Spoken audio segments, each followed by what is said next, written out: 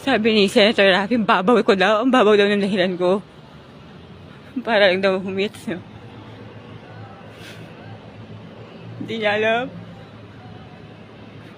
Mapipila balde ako nun.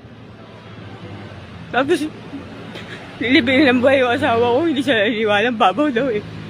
Ang babaw daw. O ngayon, tingnan ko mamabaw pa to.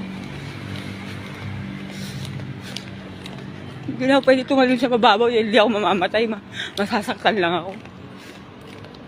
Pero, ayoko na po. Hindi ko na po kaya itong laban na ito. Panalo na po lahat ng mga nagdadasal na matapos ako sa trahedya talaga. Matapos akong mabuhay sa pagpapakamatay. Kaya bibigay ko na po yung gusto nyo lahat. Bibigay ko na lang.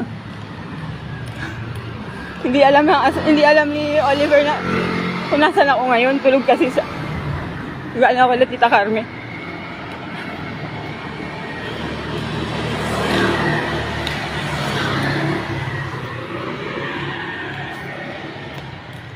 Babaw na dahilan daw. Hindi ako nagdodroga kasi kamamatay ko. Wala na kami makain eh. Wala kami matirahan. Parang pinapalabas nila na inuuna ko pa yun. Kaya nga sa comment binabasa ko, mamatay ka girl. Sabi gano'n, sige. Okay, di ba?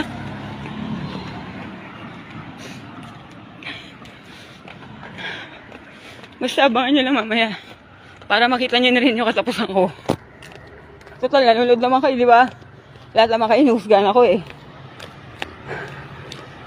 Shout out to Senator Rafi Tulfo. And to Miss Jam Cordero. Sana po, ito po talaga yung gusto nyo mangyari sa akin. Gagawin ko na po. Gahanap na ako ng gusali na mataas-taas.